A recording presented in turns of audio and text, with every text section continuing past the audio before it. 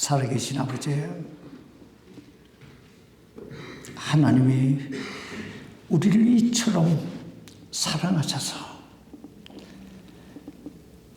독생자 예수 그리스도를 이 땅에 보내주시고 그 골고다 그 갈보리 십자가에 못 박혀 죽게 하심으로 그 보혈로 우리의 죄를 사해 주시고 감히 하나님을 향하여 아버지라 부를 수 있는 이 놀라운 권세를 덧입게 해주시니 얼마나 감사한지요. 하나님, 우리가 늘 하나님께서 우리에게 베풀어 주신 이 은혜, 이 사랑 잊지 말게 하시고 늘 주님을 찬양하며 살아가는 참 그리스도인들이 다 되게 해 주옵소서. 하나님께서 여기 모인 우리 모든 당신의 자녀들 위해 이 시간 은혜 위에 은혜를 더하셔서 오늘 이 하나님의 말씀이 저들의 심령 골수를 찔러 쪼개며 참 하나님의 은혜 더 느끼는, 그리고 그것을 누리는 그런 시간이 되게 해 주옵소서. 예수님 이름으로 기도하옵나이다. 아멘. 오늘은 우리 주님 예수 그리스도께서 우리를 죄와 사망에서 구원해 주시기 위해 갈보리 십자가에 못 박혀 피 흘려 돌아가신 고난 주간입니다. 그래서 오늘은 로마서 강해를 2주간 스탑하고 예수님의 그 십자가의 은혜와 부활에 대해 2주간 함께 말씀을 나누도록 하겠습니다. 현대인들에게 가장 큰 영향을 끼쳤던 심리학자 가운데 아브라함 머슬로우라는 사람이 있는데 그 사람은 이렇게 말했어요.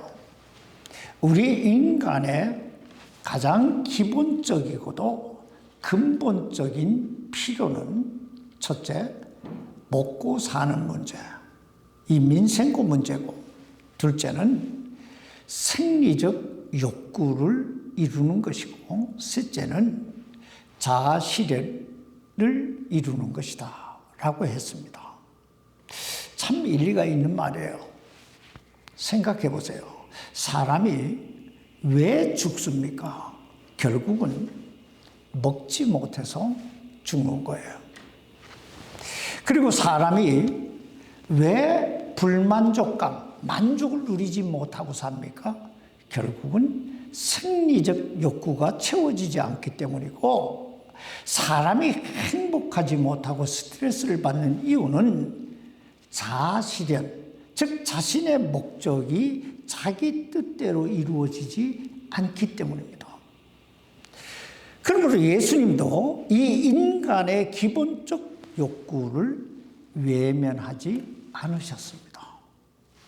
우리는 그 사실을 오늘 본문 이 요한복음 6장 1절 이하 14절에서 볼 수 있는데, 그곳에 보면 우리들이 너무나 잘 알고 있는 오병이어의 사건이 일어납니다. 여러분, 오병이어가 뭐예요?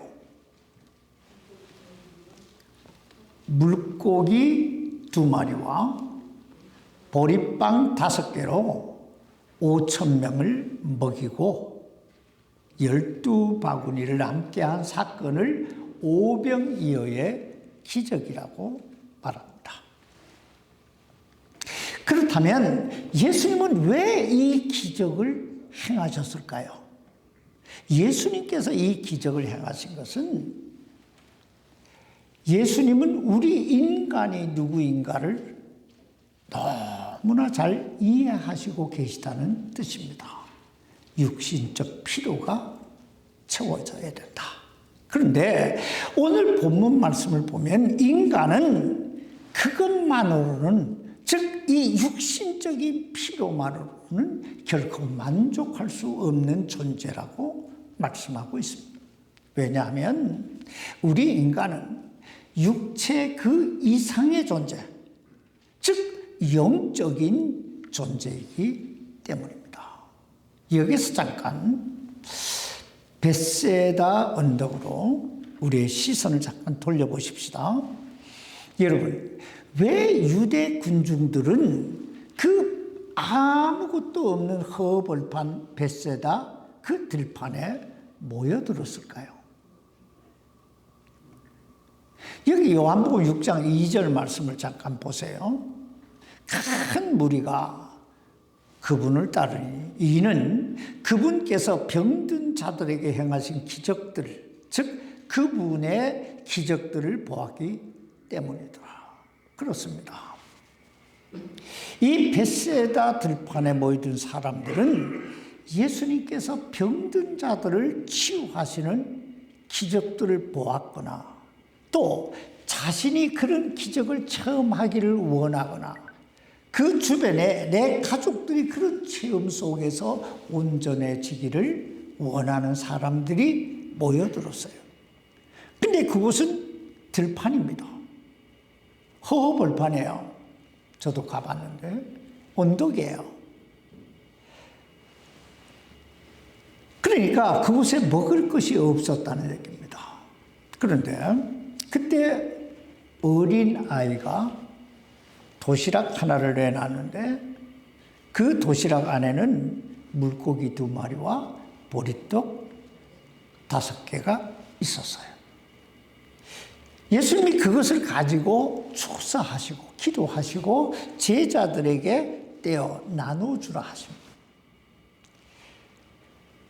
그리고 그런데 그 떡과 물고기는 그곳에 모인 5,000명, 아니 2만여 명의 수많은 사람들을 다 배불리 먹고도 12바구니가 남았어요. 이걸 우리는 뭐라고 부른다고요? 오병이어의 기적이라고 부릅니다. 아마 이 기적을 경험한 유대 군중들은 흥분하기 시작했을 겁니다. 우리는 그 사실을 여기 요한복음 6장 15절에서 볼 수 있습니다. 한번 보세요.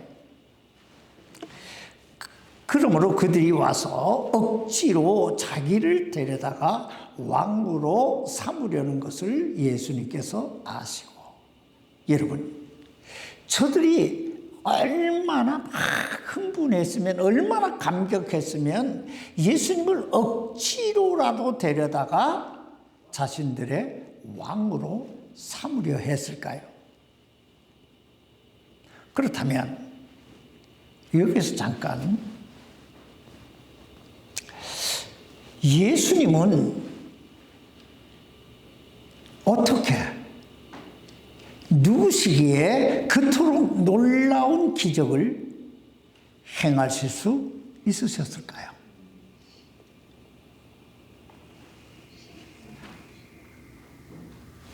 그것은 그분이 바로 하나님의 아들인 동시에 하나님의 본체이셨기 때문입니다. 아멘. 오늘 여러분은 그 사실을 믿습니까? 아멘. 그런데 그 자리에 있었던, 아니 그 자리에서 예수님께서 친히 행하신 그 기적의 물고기와 그 빵을 먹었던 그 사람들은 그 사실을 믿지 않았습니다. 아니 오히려 다른 표적을 보여달라고 요구합니다. 여기 요한복음 6장 30절 말씀 보세요. 그러므로 그들이 그분께 이르되 그러면 선생님께서 우리에게 무슨 기적을 보이사 우리가 보고 선생님을 믿게 하시겠나이까? 무슨 말이에요? 우리에게 기적을 보여달라는 거예요. 당신의 하나님 아들이라는 그 표적을 보여달라는 거예요. 우리들이 이 서두에서 보았듯이 저들이 이 벳세다 들판에 모인 것은 예수님께서 행하신 큰 놀라운 기적들, 각양각색의 병든 자들을 치료하시는 기적들을 보았기 때문에 그곳에 모였어요. 게다가 저들은 그곳에서 오병이어의 기적까지 처음 했어요. 그러나 그럼에도 불구하고 저들은 예수님이 하나님의 아들이시라는 사실을 믿지 않았다는 거예요. 그래서 더 큰 표적을 보여달라고 요구하고 있는 거예요. 그러면서 31절에 보면 참 재미난 이야기를 합니다. 31절 보세요.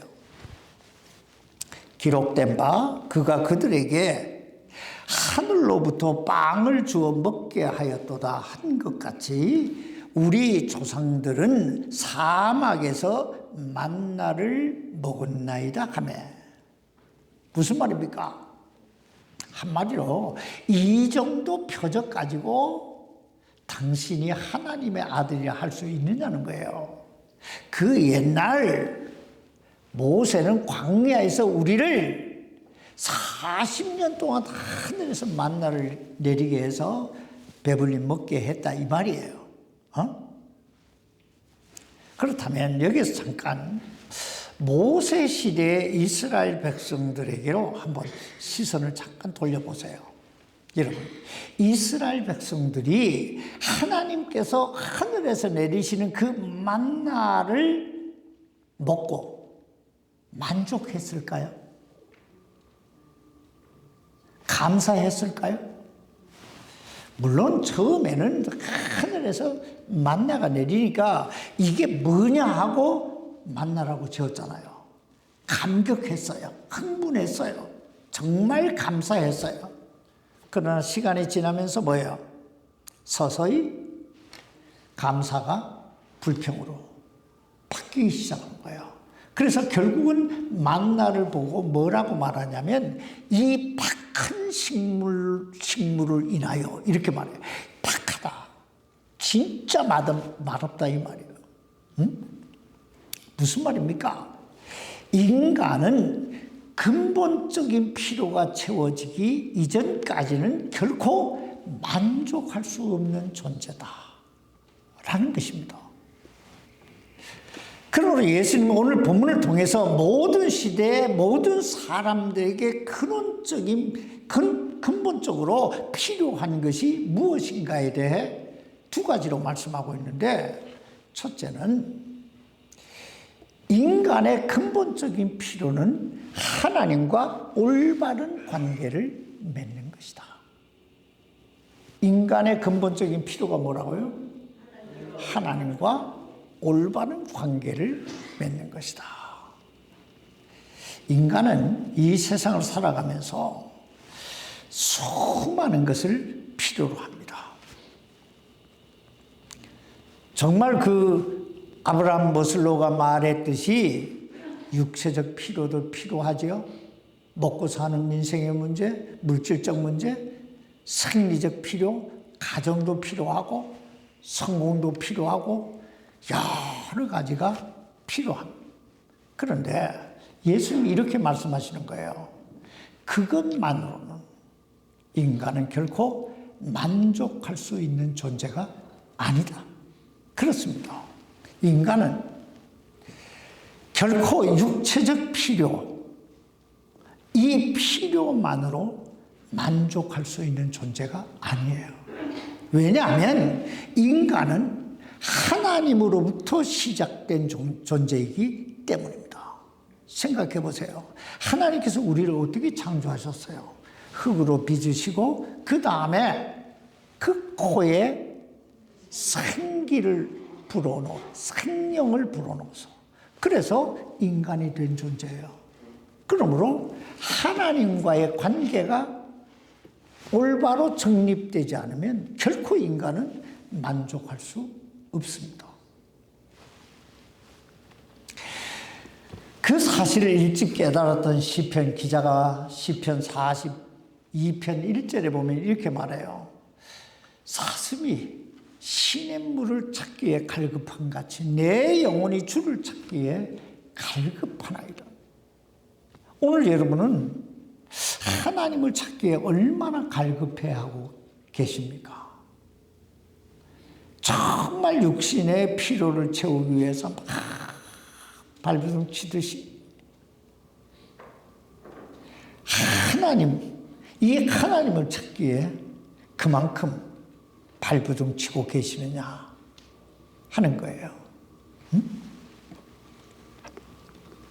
둘째, 인간의 근원적 필요는 영생이라고 말씀하고 있습니다. 뭐라고요? 영생.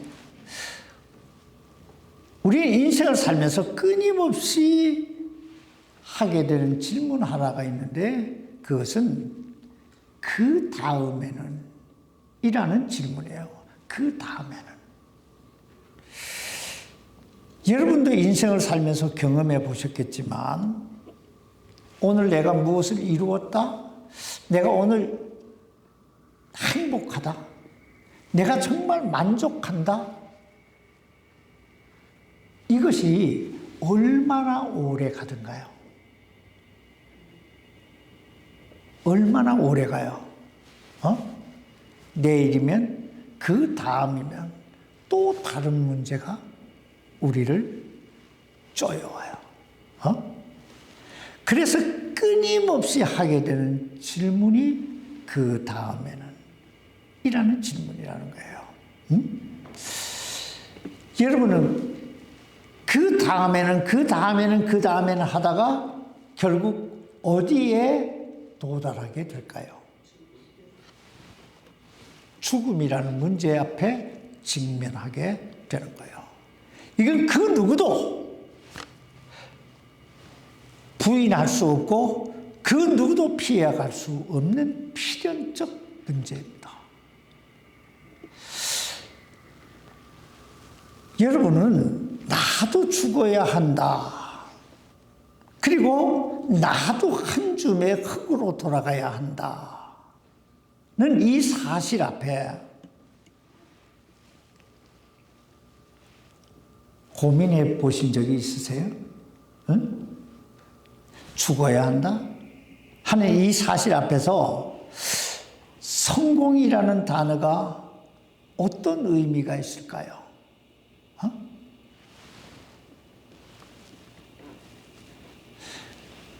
그러므로 우리 인간의 근원적인 필요가 있다면 그것은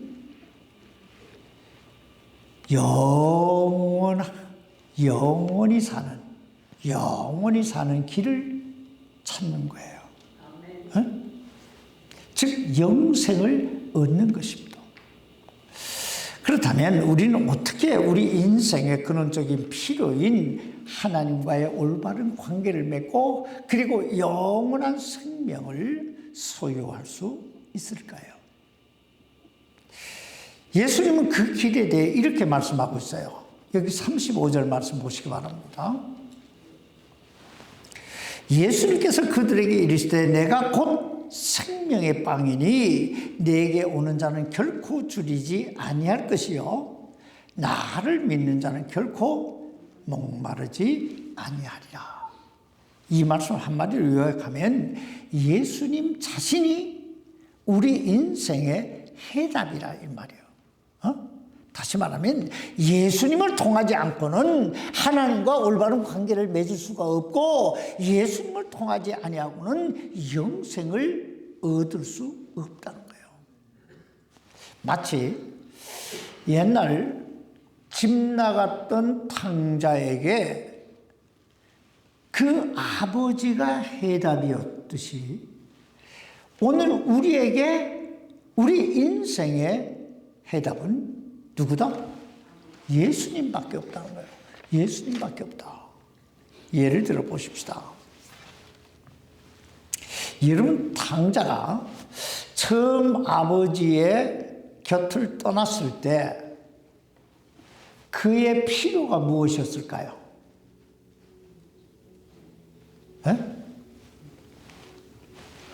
우선 그는 아버지로부터의 독립을 원했을 거예요. 나 자유롭게 살고 싶다. 누구 간섭받지 않고 정말 자유롭게 살고 싶다. 그런데 그렇게 살려고 하다 보니까 뭐가 필요해요? 돈이 필요한 거예요. 그래서 아버지한테 가서 나에게 물려줄 유산 먼저 주시오. 그래서 이제 돈도 챙겼어요. 자, 돈도 챙겼죠? 자유도 얻었죠. 길을 떠나는 거예요. 그때 그의 심정이 어떠했을까요? 막 익사이링 했을 거예요.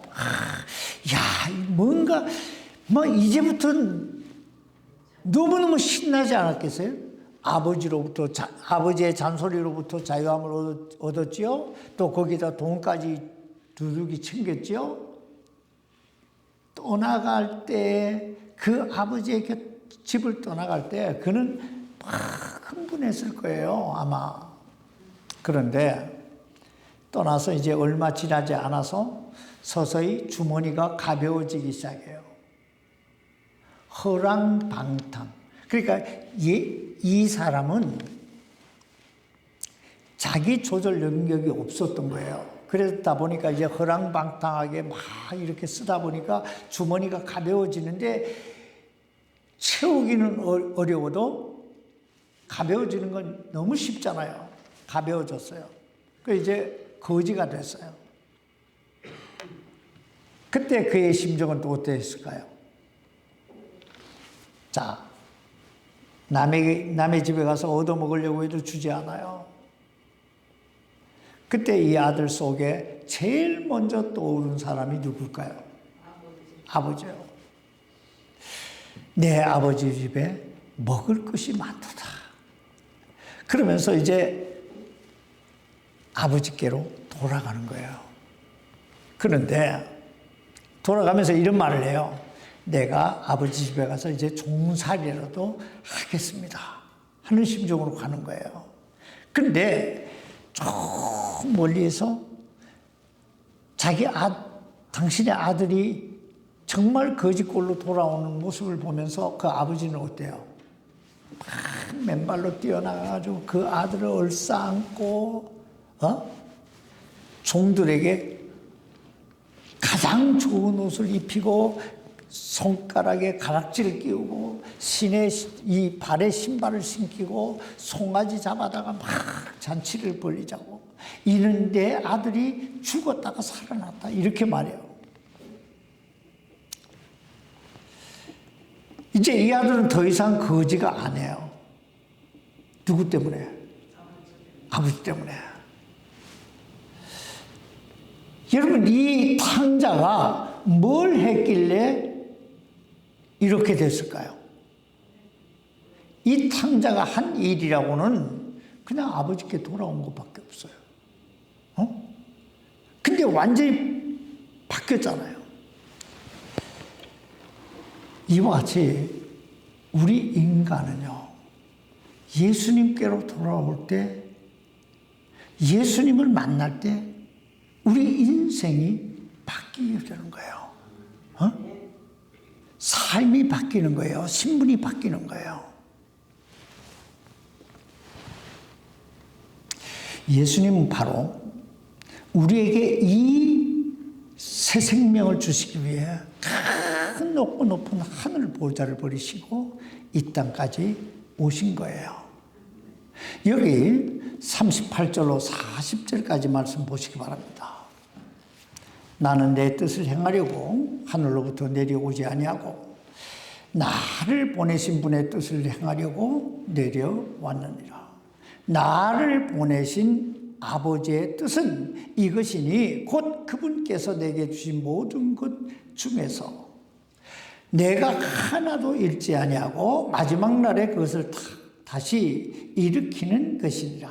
나를 보내신 분의 뜻은 이것이니 곧 아들을 보고 그를 믿는 모든 자가 영존하는 생명을 얻는 것이니라. 마지막 날에 내가 그를 일으키리라 하시니라. 사실 요 두세 구절 안에 하나님의 뜻이 다 들어있어요. 그리고 이 말씀 속에 예수님이 이 땅에 오신 목적이 다 담겨 있어요. 그리고 이 말씀 속에 인간을 향한 가장 복된 소식, 복음이 여기 다 들어있어요. 여기 한번 자세히 잘 보세요. 여러분, 우리 인간에게 가장 복된 소식이 있다면 그게 뭘까요?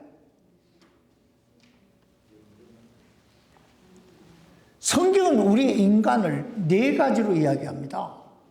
성경은 우리 인간을 네 가지로 분석하는데, 첫째, 인간은 죄인이라는 거예요. 둘째, 죄인이기 때문에 죽는다는 거예요. 셋째는 죽음 후에는 심판이 있다는 거예요. 넷째는 뭐예요? 심판 후에는 그 심판의 결과로 지옥불 속에 둘째 사망에 던짐을 당하게 된다는 거예요. 그렇다면 여러분, 이런 인간에게 가장 복된 소식이 뭘까요? 길이 있다는 거예요. 길이 있다. 죄 사함 받을 수 있는 길이 있다. 죽지 않을 길이 있다. 받지 않을 길이 있다. 영원한 생명, 지옥에 안 가고 천국 갈 수 있는 길이 있다는 거예요. 이게 바로 뭐예요? 복음이에요. 응? 그렇다면 그 길이 어디 있을까요? 예수님이 요한복음 16장 4절에서 14장 6절에서 뭐라고 말씀하십니까? 내가 곧 길이요 진리요 생명이니 나를 통하지 아니하고는 아버지께로 올 자가 없느니라. 그렇습니다. 예수님이 길인 거예요. 죄 사함 받을 수 있는 길이 예수님이라는 거예요. 또 죽지 않을 수 있는 길이 예수님이라는 거예요.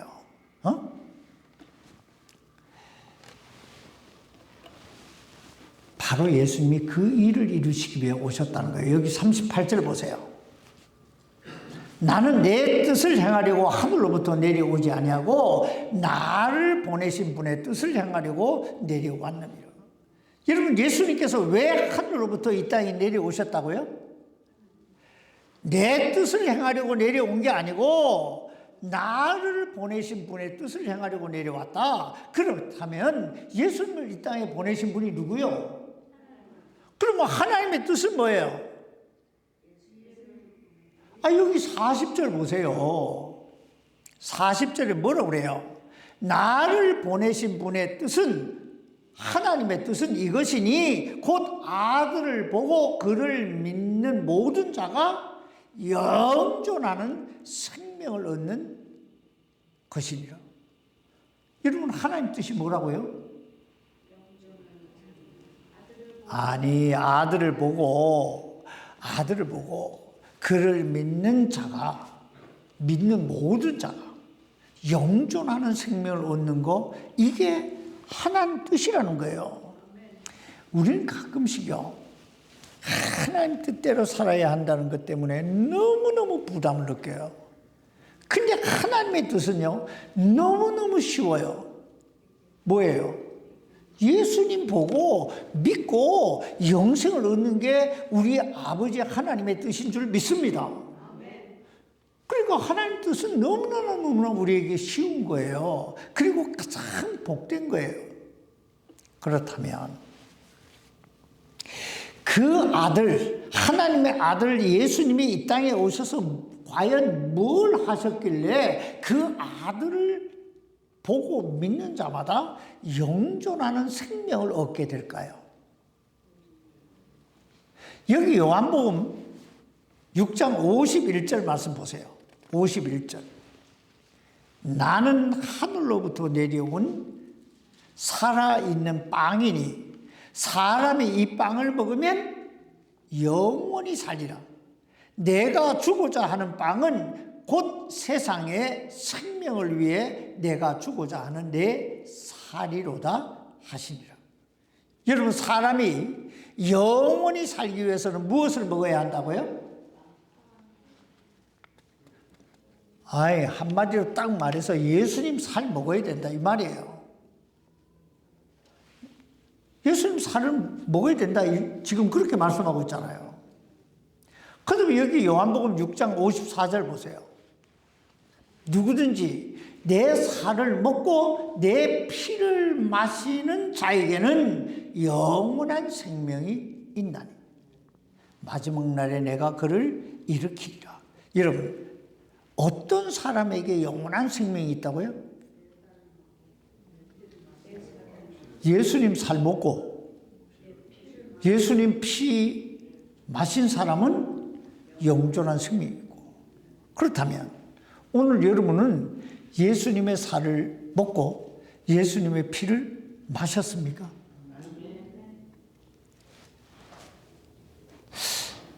자, 이제 다시 한번 이 말씀의 뜻이 뭔지 좀 생각해 보십시다. 여러분, 예수님께서 우리에게 당신의 살과 피를 먹고 마시게 하시기 위해서, 먹고 마시게 하시기 위해서는 예수님이 어떻게 하셔야 됐을까요? 당신이 죽어야 됩니다. 아니, 살을 먹고 피를 마시면 어떻게 사람이 살겠어요? 당신이 죽으셔야 되는 거예요. 그래서 예수님이 갈보리 십자가에 못 박혀 죽으신 거예요. 잠깐 여러분 갈보리로 한번 가보세요. 머리에 면류관을 쓰고 당신이 매달려 죽으실 그 십자가를 어깨에 짊어지고 넘어지고 쓰러지고 그러면서 골고다 언덕을 올라가시는 거예요. 로마 병정들은 윽박지릅니다. 빨리 가라고. 여러분, 누구 때문에 예수님이 이렇게 십자가를 지고 그 골고다 언덕을 올라가셨을까요? 나 때문인 거예요. 내 죄 때문인 거예요. 그리고 그 골고다 언덕에 올라가서 십자가 위에 눕혀집니다. 그리고 양손과 양발에 대못을 박습니다. 그리고 그 십자가는 하늘과 땅 아래 우뚝 세워집니다. 중동의 뜨거운 태양빛 아래 6시간을 매달려 있는 거예요. 그리고 그 사이에 모든 몸에서 물과 피가 쏟아집니다. 여러분, 왜, 누구 때문에 예수님이 이렇게 고난을 당하셨을까요? 바로 나 때문인 거예요. 바로 나 때문인 거예요. 여러분, 예수님께서 십자가에 달려 돌아가시기 전에 마지막으로 하신 말씀이 뭔지 아세요?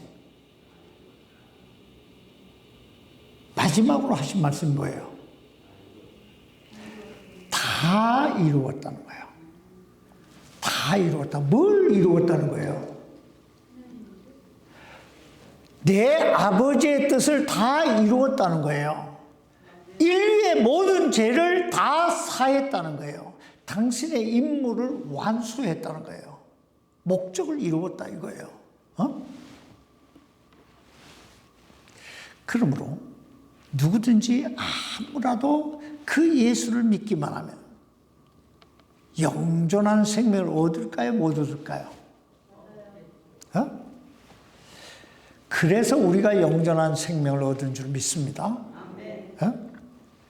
요한복음 6장 40절 말씀 다시 보세요. 나를 보내신 분의 뜻은 이것이니.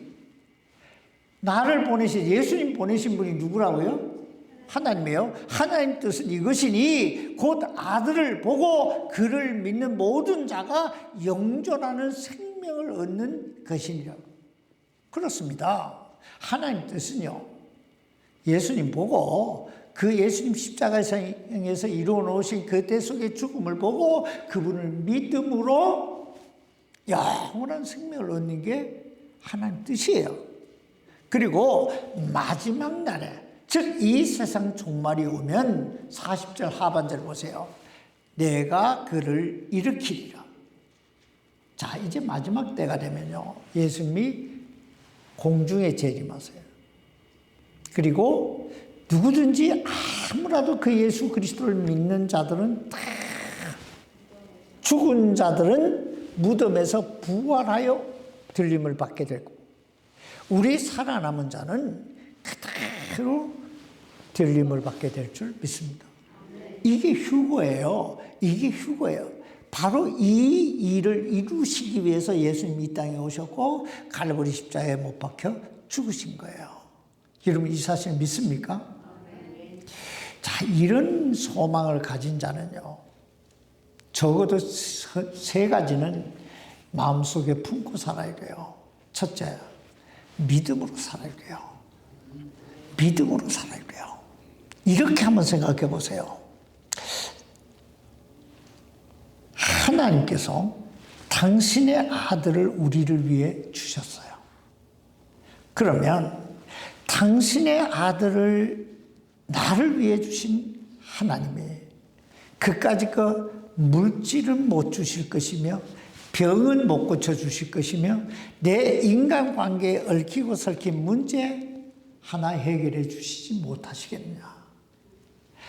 항상 믿음을 가지고 살면요, 마음이 편안해져요. 그리고 믿음대로 돼요. 여러분 어떤 분들이 이런 말해요. 목사님 나는 믿음이 안 들어와요. 믿음이 안 들어와요. 그런데 이런 분들은요, 오늘부터 이 두 가지를 꼭 해보세요. 첫째, 성경을 읽어요. 성경을 펴놓고 많이 읽든 적게 읽든 상관없어요. 그냥 성경을 펴놓고 한 구절이라도 읽어요. 둘째, 기도를 시작하세요. 그러면요, 하나님은 말씀 속에서 역사하시고 기도 속에서 역사하시기 때문에 이제 요 시간들을 조금 하루, 이틀, 일주일 이렇게 지나가다 보면요, 아주 세미한 경험을 해요. 나처럼 내가 기도하니까 하나님께서 혀를 이렇게 치료해 주시는 것처럼 이렇게 체험을 해요. 체험을 하면 우리 뇌가요, 아, 하나님 살아계시구나, 이걸 감지하기 시작해요. 그러면서 서서히 믿음이 생겨요. 자, 둘째, 감사하며 살아야 돼요. 여러분, 우리는요, 천하보다도 귀한 걸 얻은 사람이에요. 그까짓 거 한번 보세요. 여러분 자신을 한번 거울에 가서 비춰보세요. 거울에 가서 비춰보면 옛날과 다르지요. 조글조글해지잖아요. 그리고 이제 서서히 어떤 위기감이 찾아와요. 나이가 들면서. 그런데요, 나에게는 영생이 주어졌어요. 나에게는 천국이 주어졌어요. 얼마나 감사해요. 예수님이 이렇게 말씀하시잖아요. 나를 믿는 자는 죽어도 살겠고 무릇 살아서 나를 믿는 자는 영원히 죽지 않아요. 죽어도 사는 사람인데 뭐 얼마나 감사해요. 늘 감사하며 사시기 바랍니다. 세 번째는요, 준비해야 돼요. 주님의 재림을 준비해야 된다. 두 가지를 준비해야 돼요. 첫째는 우리 바디가, 우리의 생각이, 우리 영혼이 깨끗해져야 돼요. 두 번째는요, 주님 앞에 내놓을 게 있어야 돼요. 주님, 나 요거 하다 왔어요 하고 내놓을 게 있어야 돼요. 막 내놓을 게 뭐라고 얘기해야 돼요, 이걸. 주님, 나는 그래도 이렇게 살다 왔어요 하고 내놓을 게 있어야 돼요. 이걸 보고 열매라고 해요. 오늘 여러분의 생애 속에 하나님 앞에서 자랑할 만한 그 자랑거리가 있게 되기를 주의 이름으로 축복합니다. 기도하십시다. 살아계신 아버지, 예수님은 우리에게 영원한 생명을 주시기 위해 당신의 살, 당신의 피, 그걸 먹고 마셔서 영원한 생명을 얻게 하시기 위해 이 땅에 오셨고, 그 일을 이루시기 위해 갈보리 십자가에 못 박혀 죽으셨습니다. 하나님, 우리가 이 주님의 고난을 기억하게 해 주옵소서. 그리고 참 그 주님의 그 고난에 합당한 자들이 되게 하셔서 그 주님의 부활의 영광에도 동참하는 우리 모두가 되게 주여 축복해 주옵소서. 예수님 이름으로 기도하옵나이다. 아멘.